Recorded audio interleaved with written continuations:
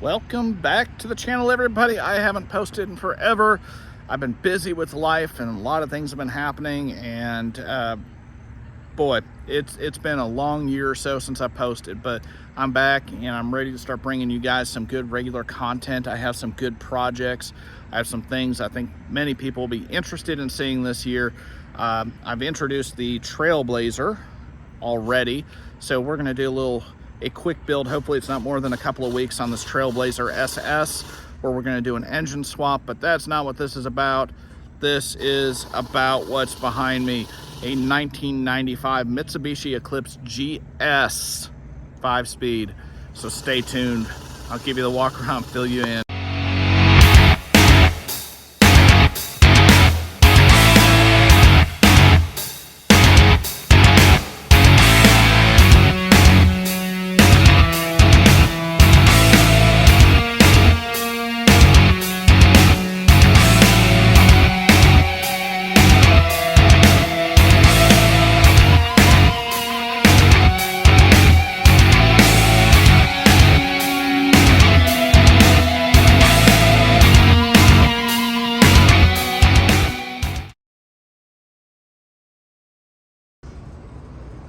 All right, so this car looks like it just came back from battle, but it didn't.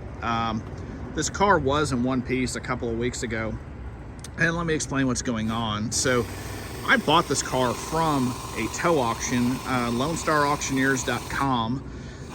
They're in Texas. They do tow-away auctions. This car was impounded by the Fort Worth Police Department, and back in July or so, I purchased it. I was the winning high bidder at $600. The car was a bit more complete than this. It had the engine in it, had the trans in it, had a front end on it. Interior was super rough. The car has 240,000 miles on it, and it didn't start. But you can see we've started sanding on it. So I want to give you a little backstory, but just to get answer some of those curious questions here. Yes, it had paint on it. We have started stripping it, and I'm going to tell you why and what the plan is for this car. It had seats in it at one point. We took them out. They were pretty disgusting. As you can imagine, a 95 Eclipse, there's not too much nice to say about this car.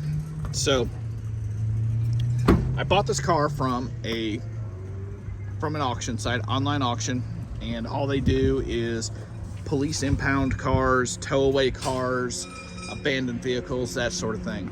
So I bought it from a tow lot in Fort Worth, Texas. I was the winning bidder at $600, and then I believe it had a 10% buyer's fee, so all in I was there at $660. It had very, very dry rotted tires, so these tires don't fit it. They look awkward as heck, but these came off of our Cadillac. The car did not start, so it had a bad fuel pump. We replaced the fuel pump and then realized that the car had no compression. So it also had a radiator in the back seat with a gallon of antifreeze back there. So if you know what I'm talking about here, it likely has a blown head gasket. We're doing an autopsy on the engine now, but the engine should have had compression around 180 to 185 in each cylinder. Cylinders 1, 2, and 4 were pushing about 125, and cylinder 3 was pushing somewhere between 20 and 30, depending on how it cranked. So we're tearing that engine down right now, and we're going to check it out. We are not going to turbocharge this car. This is the 420A engine. This engine's probably not the best candidate to turbocharge. That's not our goal. The one redeeming fact, I guess, is this car did have a 5-speed transmission in it. So here's the plan. We're going to rebuild that engine. We've got some performance cams for that engine. We have a little bit better of a clutch for this transmission. We're going to replace some of the suspension parts. Got the CV axle still in there. They're garbage. We're going to put a header on it, a little better exhaust system. So it'll have a little bit of performance, not much, but this car made 140 horsepower stock. I think we could probably get up to 160 or 170. That's at the flywheel, not the wheels.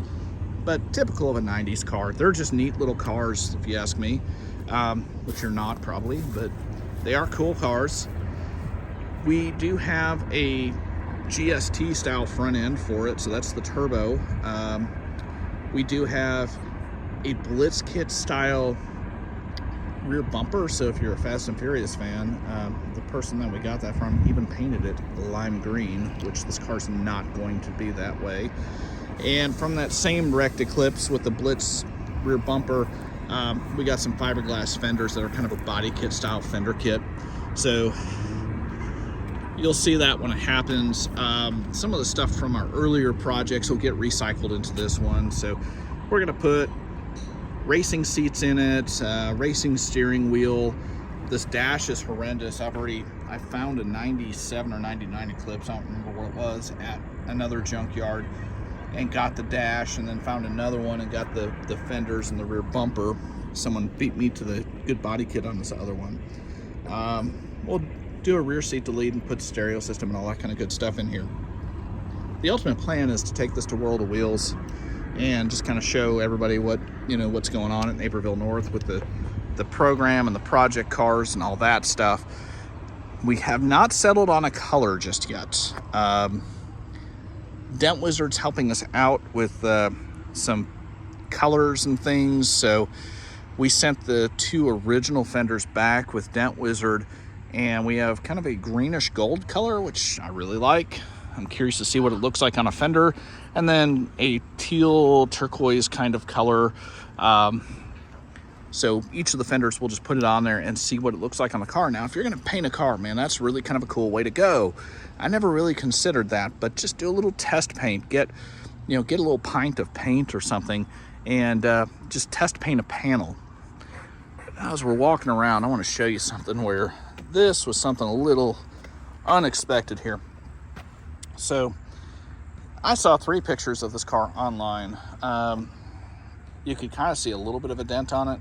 This car's been hit pretty good, and a lot of the students were concerned about these holes. Now, what they've done here is they weld a little rivet in there and then pull on a slide hammer to pull the dents out. So you can see we've got a lot of Bondo or body filler in here.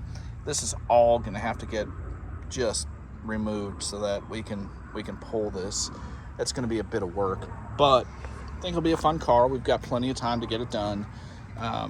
We're not doing anything wild or extreme with it. Performance wise, we don't really have a goal for it, so we're not trying to make 400 horsepower, turbo the car, or do anything bizarre with it.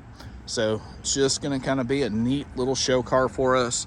We haven't done anything Japanese, and I had the pleasure this summer to work with some true JDM cars, and it was fun.